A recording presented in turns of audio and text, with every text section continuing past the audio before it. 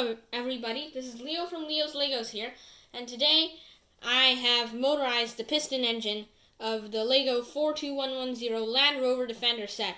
The transmission's not motorized, neither is the drivetrain or anything. I just connected a motor pretty much directly to the piston engine.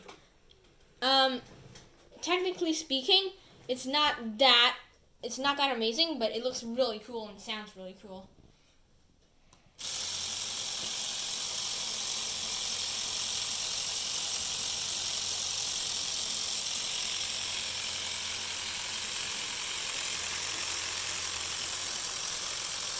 Hopefully, the piston's hot off. It's a real pain when that happens.